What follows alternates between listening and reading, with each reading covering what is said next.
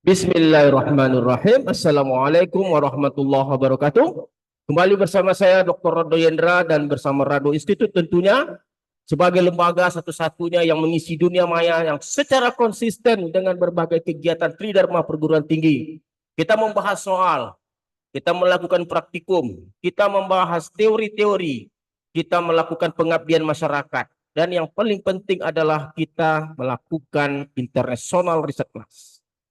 Nah, pada kali ini kita akan melaksanakan bedah riset artikel, masih membahas suatu model yang terbit di jurnal Thailand Statistician dengan judul Flexible Half Logistic Two Parameters. Oke? Nah, beberapa pertemuan sebelumnya kita sudah bahas mengenai model ini, baik satu parameter, dua parameter, bahkan telah kita bandingkan dengan model Power Rado Institute Distribution. Nah, kali ini kita akan menggunakan teknik Bayesian Markov Chain Monte Carlo untuk memperdalam kajian tentang model fleksibel half logistik two parameters ini. Kita harap ini menjadi suatu novelty jadinya, karena pada riset artikel belum dibahas sebelumnya, dan kita akan coba perdalam dengan menggunakan teknik Bayesian MCMC. Oke, untuk sebagai permulaan kita coba intip dulu riset artikel yang dimaksud, yang menjadi landasan pada kajian kita pada hari ini adalah seperti yang telah kita bahas sebelum-sebelumnya, suatu riset artikel yang terbit di Thailand Statistician pada bulan Januari 2025. Di sini pada bagian 7 ada model fleksibel half logistik untuk dua parameter. Nah, ini pada bagian bagian ketujuh nih. Nih.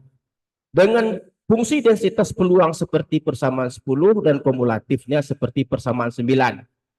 Nah, pada riset artikel ini juga diberikan arahan bahwa data yang digunakan untuk melihat kebaikan model ini itu terdapat pada jurnal artikel yang ditulis oleh Seo dan Kang tahun 2015. Seo dan Kang tahun 2015. Jadi kita juga sudah buka kemarin, riset artikelnya ada. Nah, oleh sebab itu, data ini, model ini akan kita lakukan penajaman dengan menggunakan teknik Bayesian MCMC. Oke, kita buka R kita. Nah, ini data kita, data yang diminta oleh riset artikel, data 30 hari berturut-turut hujan di suatu daerah. Ini adalah yang disampaikan oleh Seo dan Kang pada tahun 2015. Kita run data kita. Oke, kita lihat data kita Z. Nah, setelah data kita peroleh, kita lakukan likelihood. Nah, ini fungsi likelihood. Fungsi likelihood, mana dia tadi? Mana dia? Ini. Dan ini adalah fungsi likelihoodnya. Oke, kita tahu Bayesian MCMC posterior sama dengan likelihood kali prior. Nah, fungsi densitas seperti persamaan 10 tadi, seperti yang saya blok yang berwarna biru. Ini adalah fungsi densitas pada riset artikel pada persamaan 10. U itu adalah A atau parameter 1, ini U parameter 1, T parameter 2, T dari riset artikel itu adalah B. Kita jalankan, ini adalah likelihood ditunjuk oleh prot ini perkalian, makanya kita sebut ya likelihood. Terang. Oke, likelihood kita jalan. Oke. Setelah likelihood jalan, seperti biasa kita rancang program Markov Chain Monte Carlo-nya dengan melakukan pembakaran sebanyak 50.000 kali dengan nilai awal parameter U itu 1, T itu juga 1, dengan error dari prior, prior non-informatif, distribusi normal, ini adalah error untuk U, ini adalah error untuk T, dan ini adalah fungsi posterior untuk U, yaitu likelihood dikali dengan prior. Oke, prior. Ingat, YU adalah SU-nya tadi kita sampaikan, SU-nya, ini WU-nya errornya. Oke, SU adalah normal. Oke, prior normal. Kita upgrade sebanyak, kita bakar sebanyak 50.000 kali, sedangkan ini pula untuk parameter T. Ini posterior untuk parameter T, likelihood dikali dengan prior non-informatif. Oke, coba kita jalankan program Markov Chain ya, kita jalankan. Oke, kita tinggal tunggu saja. Memerlukan waktu yang cukup, nanti kita tunggu saja. Insya Allah tidak terlalu lama. Karena modelnya juga tidak terlalu kompleks seperti sebelum-sebelumnya. Kita menggunakan model yang kompleks. Contoh kasus kita waktu itu pernah mengerjakan model Rado Institute Distribution untuk K sama dengan 25. Wah, itu memang hampir setengah jam dia membakar atau proses bagi Bayesian MC-MC. Nah, untuk model kali ini saya rasa tidak terlalu begitu lama karena model yang ditunjuk oleh flexible half Cauchy 2 parameters ini tidak begitu kompleks. Kita hanya 2 parameter saja. Kita coba runkan dan kita tunggu hasilnya. Semoga memberikan hasil yang baik. Seperti yang kita sampaikan sebelum-sebelumnya, Markov chain ini, Bayesian Markov chain Monte Carlo atau Bayesian MC-MC ini hanya dipengaruhi oleh hanya dipengaruhi oleh likelihood dan prior. Likelihoodnya tentu berasal dari model yang akan kita cari parameternya, yaitu model flexible Cauchy half logistics para 2 parameters. Sedangkan prior kita gunakan prior non informatif, yaitu normal. Oke?